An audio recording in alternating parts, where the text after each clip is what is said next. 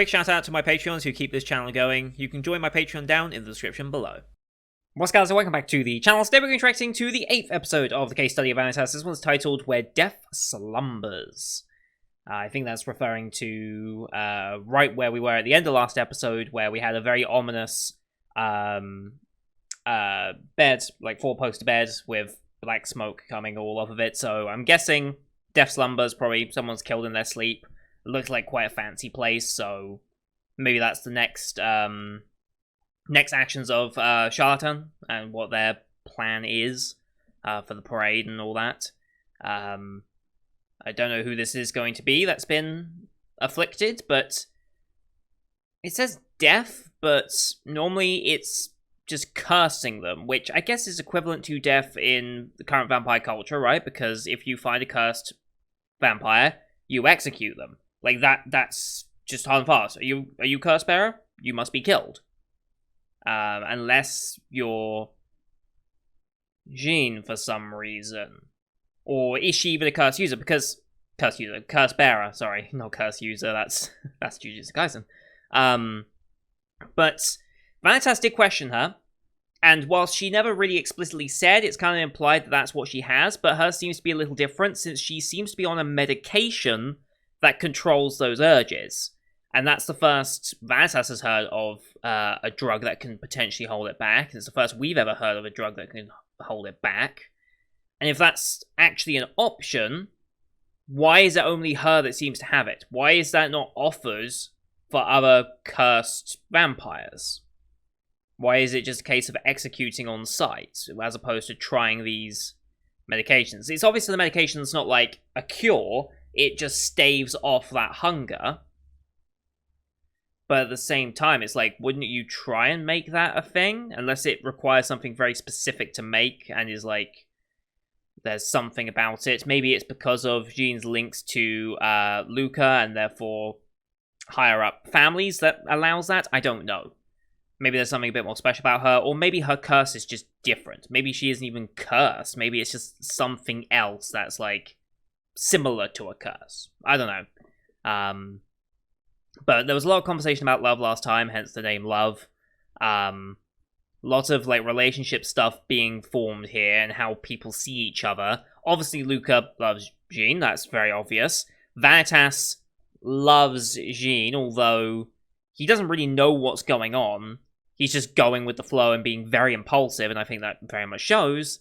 And is kind of a major factor in the way their relationship currently is, which is bizarre. And because he knows the secret of the medication and such, she's only allowed to suck his blood from now on, and must actually call him Vanitas as other than just human, because of the mark that he now has, which is her mark from sucking his blood. And then in direct contrast, we have Domi and Noe and their relationship, which seems much more like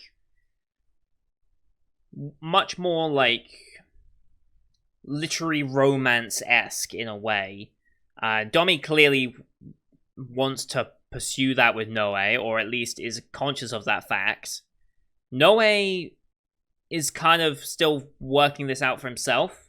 It looks like he has a thing for Jean at the moment, but I'm curious if he's going to open his eyes to Domi or not, because they were basically family, and so maybe he doesn't want to, or he doesn't consider that as an option. Like, I guess that's kind of like the that's kind of like the baseline of what it is to be like the childhood friend route in romance shows. It's like the childhood friend never seems to win.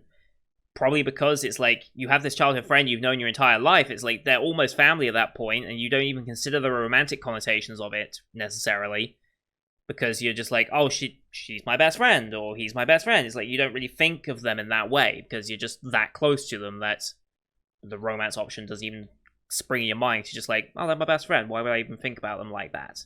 And maybe it's also a case of you be scared of potentially encroaching on that, because if you're friends with someone and then you try to date them and that goes badly, not everyone can stay friends after a breakup. It very much depends on the people. I struggle to stay friends with exes. I do struggle, but that's only because like I can't detach myself otherwise. Because like if I'm still seeing them regularly, it's like I can't stop my feelings towards them, even though, unless obviously it's a bad ex and it's like I wanted to break up with them. If they broke up with me, then it's very difficult for me to move on. But if I broke up with them, it's much easier to move on because, well, I wouldn't stay in contact with them probably. Because that's, I distance myself, and that's how I cope, I guess. I don't know why I'm going so in-depth with this, but it's just an interesting facet of this show that I didn't really expect. Like, I didn't expect this to be a majorly important part of the storyline in how their relationships go. I thought it would just be, like, the typical vampire storyline, and since we have, like, the blue vampires versus red vampires, I thought there'd be, like, animosity, clearing up why that was happening, and it's like, that's still going, but I didn't expect the love aspect to be as prominent as it was, and make me start thinking down those lines, so. Anyway, we are going to a meeting with Lord Ruthen, who has taken us under his protection after the incident at the ball. And Noe's still continuing on with Vanitas just to understand the book. Not necessarily the person who wields the book, but the book itself. It seems as though the book has... The way I'm seeing it, the book has the power, apparently, to curse and to cure. It's all up to the wielder's intentions how that power is used. For example, splitting the atom. That was a huge, huge, momentous occasion, right? And being able to wield that power can be both incredibly destructive, but also incredibly beneficial for humanity in what it can do. And I think it's the same way of, like, what just in general science is. Science has offered so many developments. Many of them have been a positive influence to us, especially in the medical fields, obviously, because it's helping us live longer lives. It's helping us survive diseases that otherwise we wouldn't have any real effect against, right? Vaccines and all that. But then it also drives the war machine, and we come up with even more destructive, even more efficient weaponry because of it, as we understand, like, nuclear atoms and everything like that. So science itself is not good or bad. It kind of depends on what application you're using it for, the person that wants to use the science. And I think the same thing's going to be true for the Book of Vanitas. So I'm kind of curious to see where we end up going. Maybe Vanitas truly was the evil vampire that cursed all the vampire kind, but this human Vanitas is now actually wanting to undo that, because that's what he believes. I guess we'll see, but it's just an interesting thing, and I think that's the nearest analogy I can get in my head on how I feel about what it is. The book is not inherently good or bad, it's just whoever uses it. Maybe we'll go with that. But I still think the whole Blue Moon Vampire clan wanting the death of all the red vampires, like, I think there's a lot of, like, since red vampires are the most prominent and only really surviving ones, I feel like that's very much an exaggerated story. So I'm curious to dive into that at some point, but I don't know if that's going to be this half of the season or next half of the season. So I guess we'll see. Anyway, episode 8, loading it up here.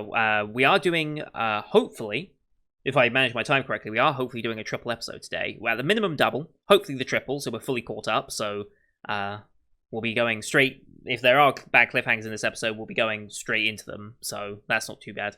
But as per usual, these are time-based format access here on YouTube. If you want to see the full Patreon picture, you can go to my Patreon down description below. £4 a month gets you access to all Patreon picture access I do on the channel, which is everything from my seasonal lineup, as well as Patreon request shows such as Wild Trigger, Symphogear, and Lock Horizon, returning this week, and hopefully catching up on a lot of them this week as well, since, well, I want to get them done by the end of the season. We're into September already, and I'm running out of time, in every sense of the word. I've got things coming up that will be taking more of my time, on top of all the things that are bad happening. I've got good things happening that are taking up my time, so, yeah. I'm recording these on my birthday as well, so yeah, time still very limited as everything goes on. But here on YouTube we do time-based, so bottom left of the screen you'll see a time for the episode. I count down 3 to 1 play, then play say episode, I say episode, and we should be in sync. We're watching this one on Funimation as per usual, so we have the Funimation logo, 7 seconds logos, that's it. They've stopped doing like the King Records and Aniplex logos at the beginning. I don't know what Funimation decided to do with that, but apparently they've done it. But you can use screen flash on my face, the mic, or this part of my headset to tell when the scenes are transitioning. That should help you sync it up as well. So, with all that said, let's get into The first of this week's episode, shall we? In 3, 2, 1, play. Funimation, cheers.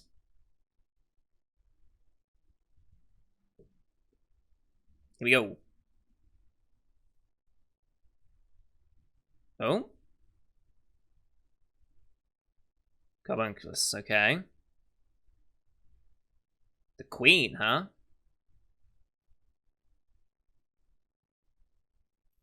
Again with the constellation designs. The show likes its constellations. Nice place.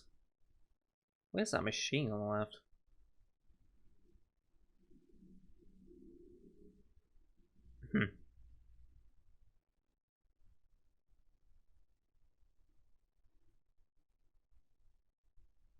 The shapeless one?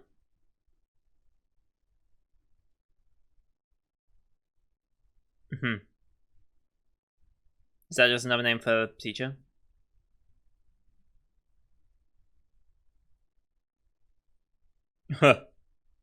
Okay.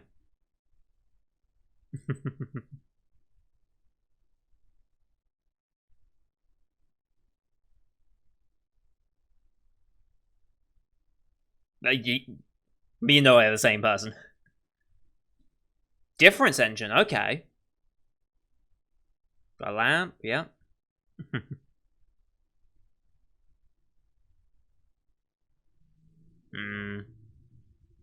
I just doesn't want to waste any time. IP time.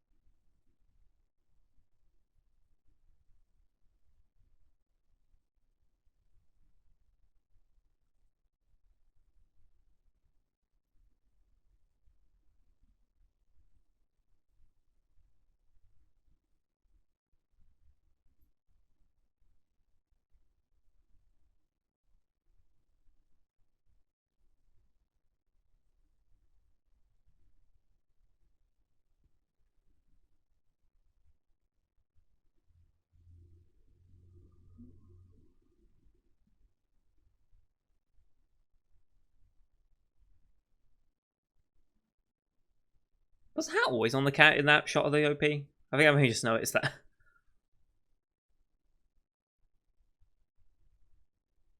Alright.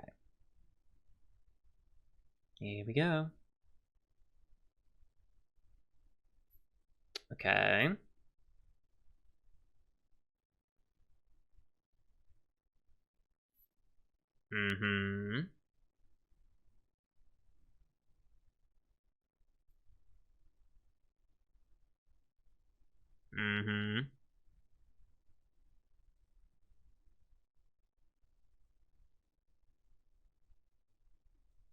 Okay.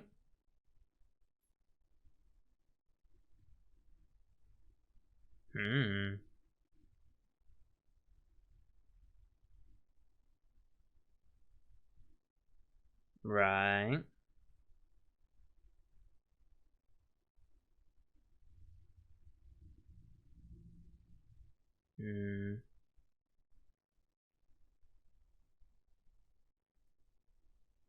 Why would they? Is he an heir or something? Yeah.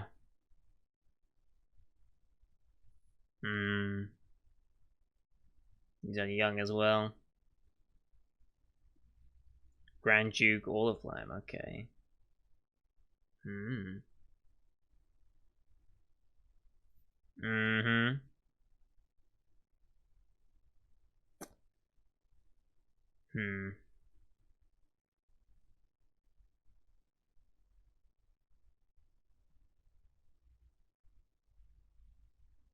Okay, it's not official.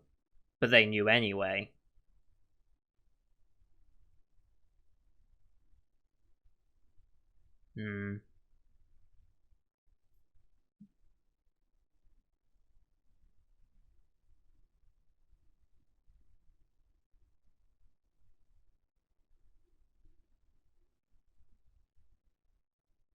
Hmm.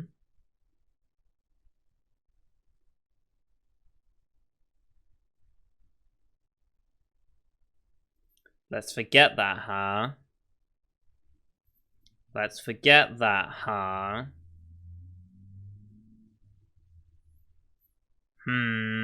Suspicious. Oh, hello.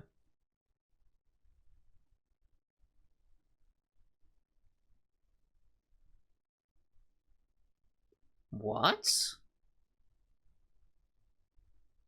Huh.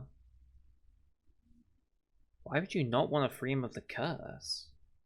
Is he a nuisance to you? Hmm.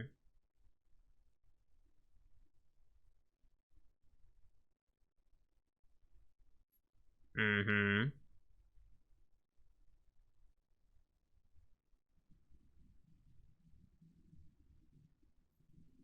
Okay.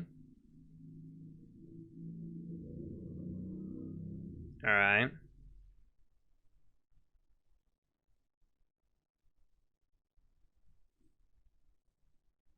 Jesus, just straight up asking to go to the queen, huh? Oh.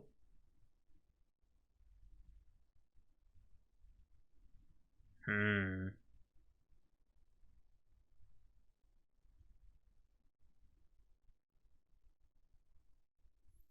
What?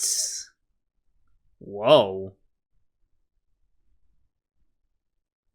Very defensive. Then again, you just call your queen like the greatest evil that plagues the vampires, but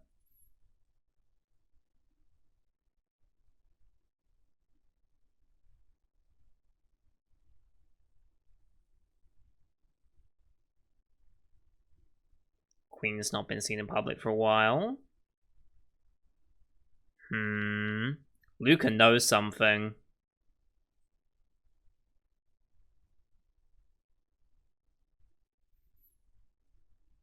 Oh boy. Oh boy. Yeah, you've gone too far. Jesus Christ.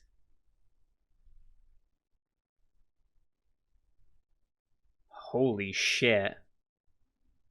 Of course, left him unharmed. Struck a nerve.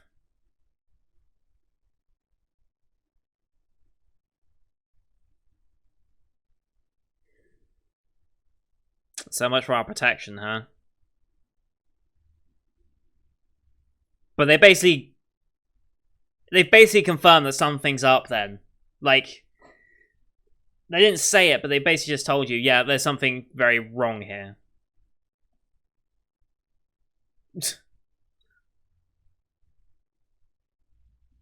Yep.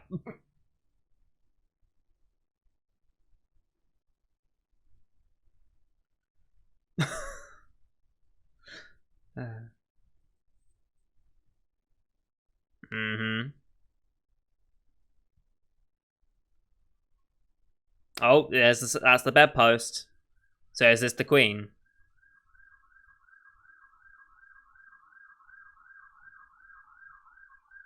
Hmm.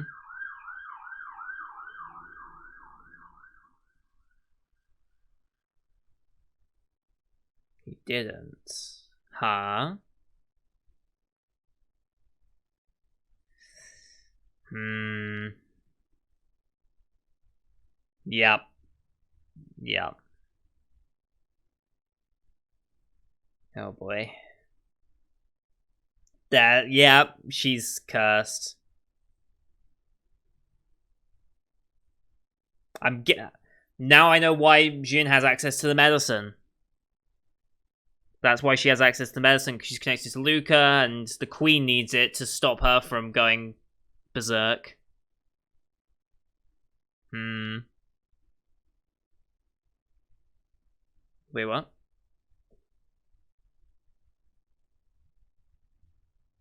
Why are vampires disappearing now?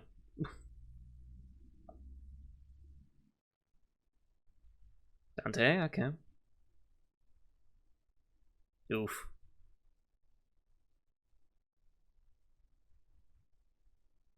Oh yeah?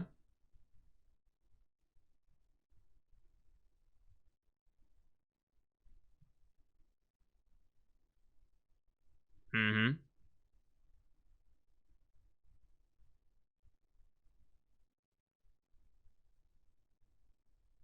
Okay, someone's abducting cursed vampires.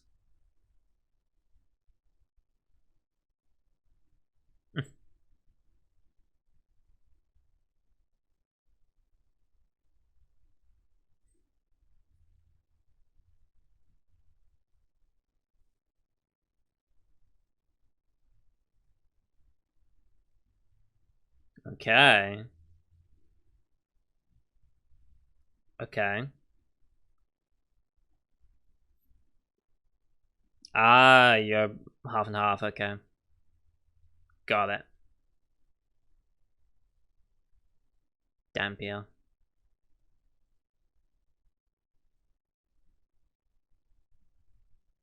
Where's that emblem from? He recognizes it.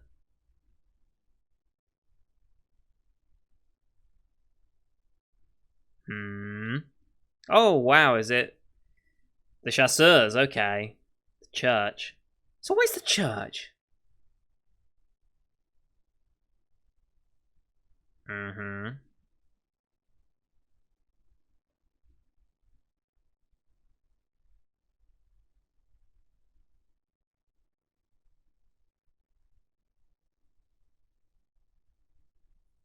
Uh-huh.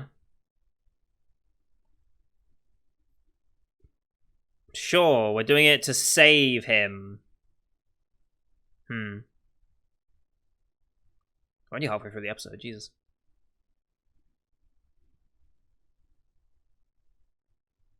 Catacombs, yep.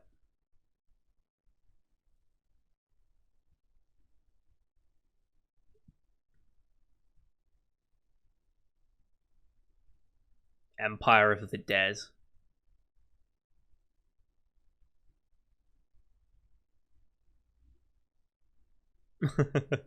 Yes.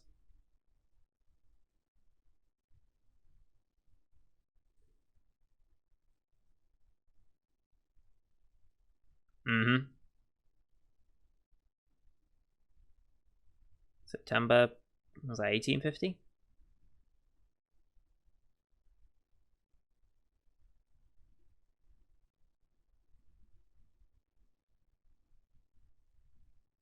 Guessing these are particular events that they're commemorating.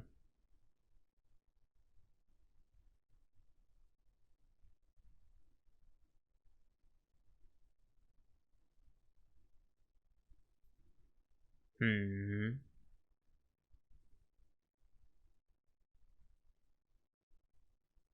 Okay.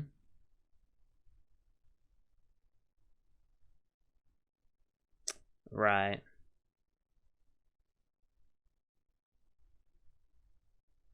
Joy of politics.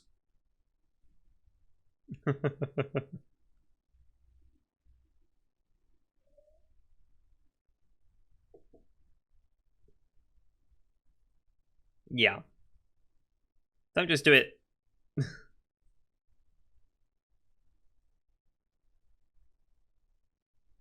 Right. I bet there's a secret entrance in there somewhere. Yes.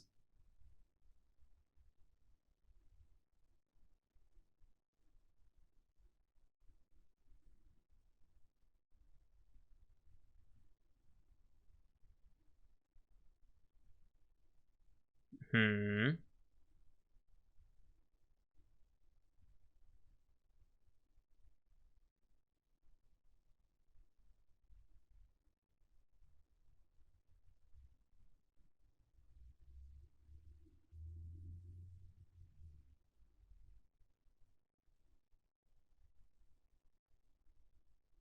Has a history with them, maybe?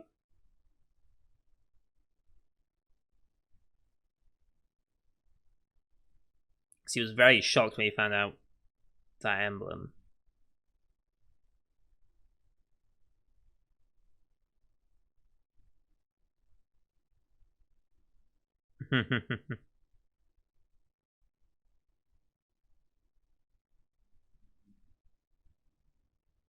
There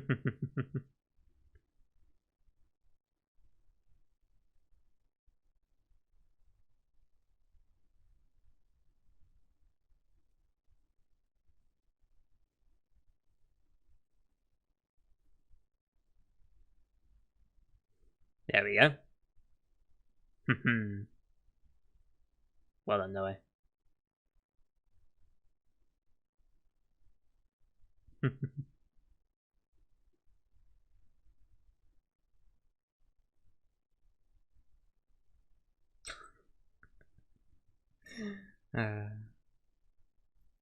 Picking the lock.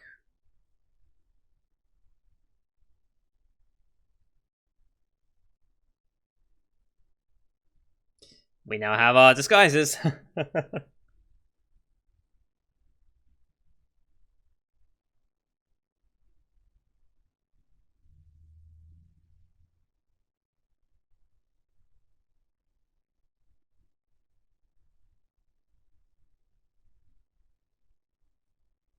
Secret passage.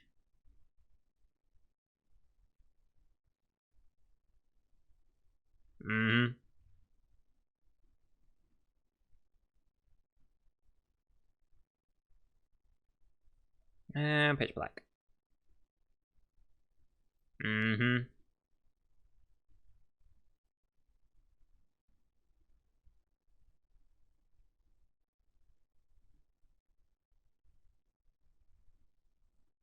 It's entirely possible he has.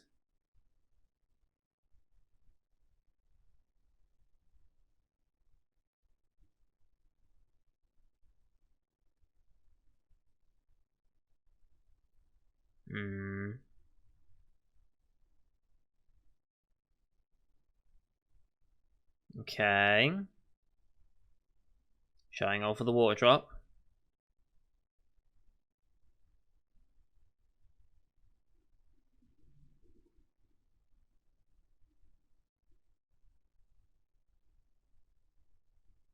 Okay, strength for the eyes. Where's the significance in that? I'm guessing there's some significance to a vampire's power in their eyes, but...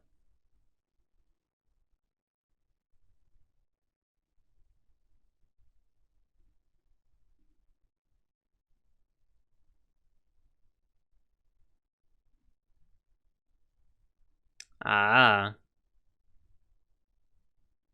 Here he is.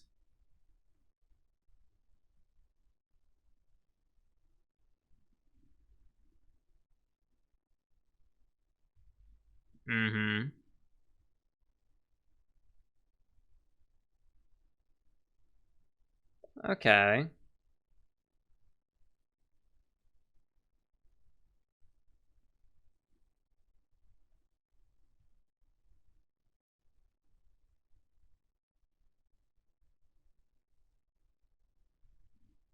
Roman forces, okay. 6th Paladin. Jasper Gem? One of the 12 captains, okay.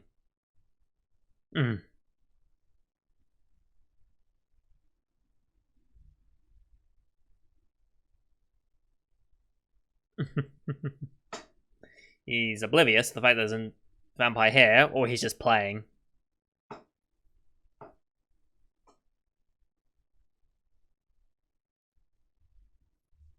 Vincent and Gilbert, okay.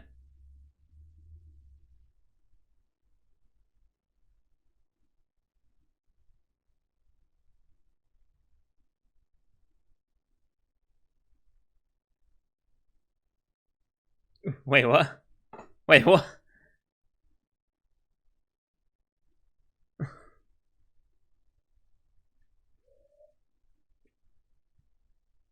$100% an act. 100% an act.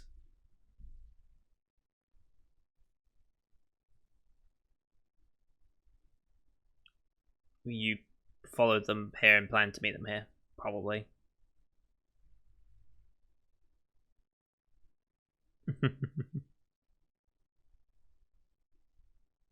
Sure they are. 100% walking into a trap.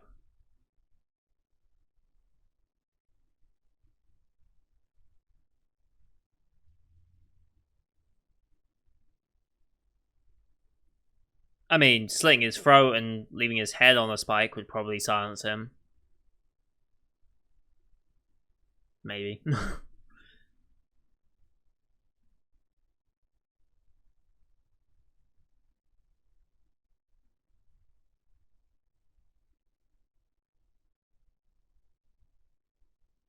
Yep. Yep. 100% a trap. Oh shit, what's this? Okay. Whoa.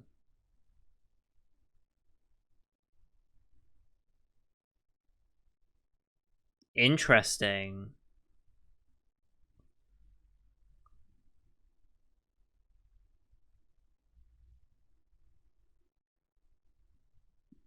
Really?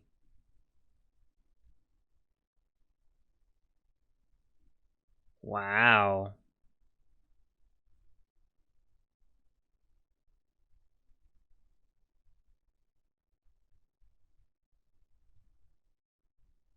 Mm-hmm.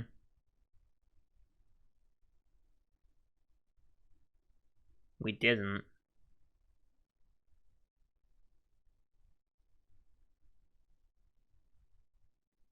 Well, I guess we'll have to be the first then.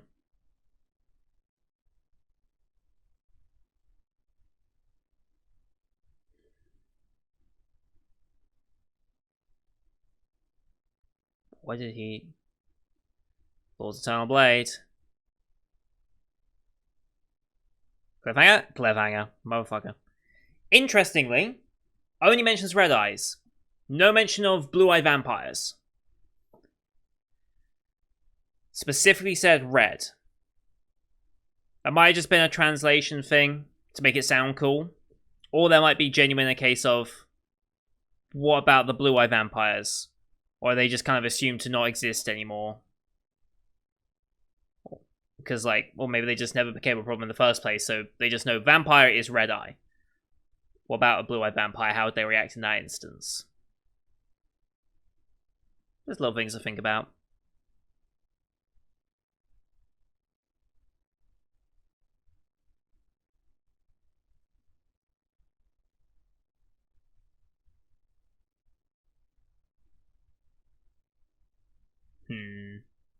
And why are the eyes so important in this? I suppose there has to be a source of a vampire's power, right? Are the eyes usually that important? I'm just trying to think back to other vampire-based stories. I don't remember eyes ever being, like, an important thing, so... It's an interesting idea, though. Maybe they'll go into more depth in next episode. Because I feel like we're going to have to talk this one out. There's no way of fighting our way out of this. No way's out of commission and Vanitas has to shut up, so... Alright, next episode. Chasseur, those who hunt crimson. Again, hunt crimson. Red-eye vampires. No mention of blue-eye vampires. Just saying. Just saying. It's just one of those little distinctions I feel like is very important. It's like how people reference vampires and how... like how red-eye vampires see blue-eye vampires and how the chasseurs see vampires as a whole as just red-eyed ones. They don't... do they not know are blue-eyed or... you know. Interesting to see. He injected something into him as well. I wonder what that injection actually was.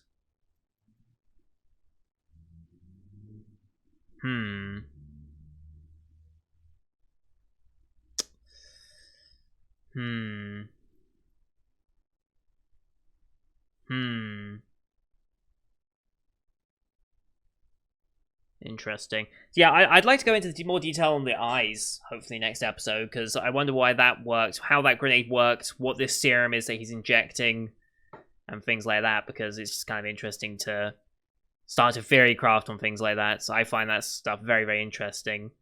There was one thing I wanted to just quickly check.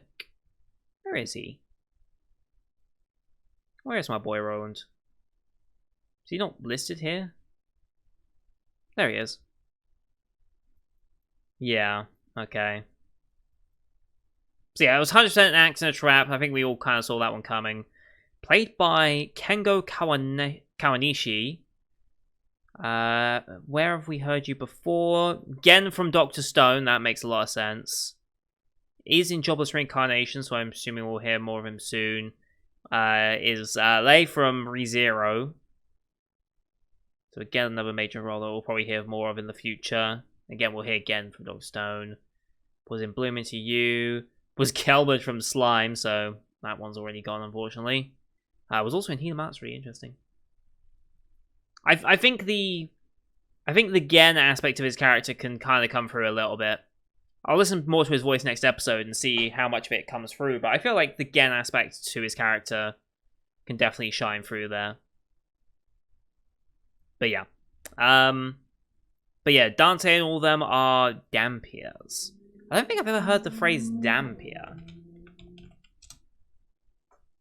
In Balkan's folklore, creatures result a union between vampire and multiple human. Yeah, I've never heard that terminology before. I don't know why. But I guess that does make sense. That would make a bunch of sense. I don't know if there's any like famous Dampiers in like movies and stuff. Or did the topic come up in that one show that I'm thinking of? What show am I thinking of that we recently watched? The Crunchyroll original one. Where's my anime list? We watched it fairly recently. Where is it? Noblesse, there it is. Did we breach the topic of half human, half vampires now? I don't think we did. Maybe there will be in a future season, but I don't know if this is getting a future season, honestly. Crunchyroll Originals didn't seem to do too well. Although I think some of them did get sequels, right? Tower of God's getting a sequel? Is it? Actually, is it? I don't even remember if it is getting a sequel. I'd be surprised if it didn't, just because of how much they put into that show, but like... You know.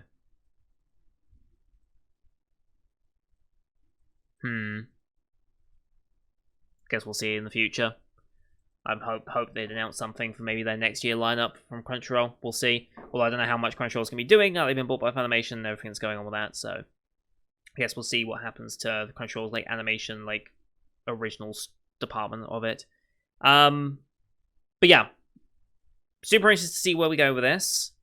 I'm curious what's going on with the Queen.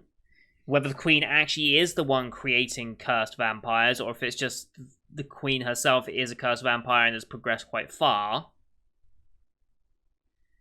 We don't have confirmation that she actually is creating curses, though. She might be powerful enough to do so, but I think that's where the medication that June's getting is probably driven by. Because they want to keep Jean as Luca's protector, even if she is a curse bearer. So they're using the medication on her as well as on the Queen to stave it off from her and stop her freaking out. Because I don't think Luca could just be next to the Queen like that if she wasn't like heavily drugged up on that same sort of thing to keep the urges under control. But she's clearly gone so far because her skin's entirely blackened. It's got almost like claw-like hands as well. So, yeah, she's progressed far enough so that if Vanitas did see her, would absolutely just turn her to dust rather than trying to save her, probably. But yeah, I'm sure that'll be an important part of our final arc here. But yeah, interested to see where this next one goes. So thank you everyone for watching. Hope you enjoyed the one as per usual. Leave a like if you did, as well as your comments what you thought of the episode. Don't forget to hit subscribe. We're about to go do episode 9 straight after this one. So if you're watching this episode within an hour of this episode, there should be the next episode. So go check that out. As well as the rest of the summer 2021 live and find it on the channel. Thank you for watching. Till next time. See you guys later.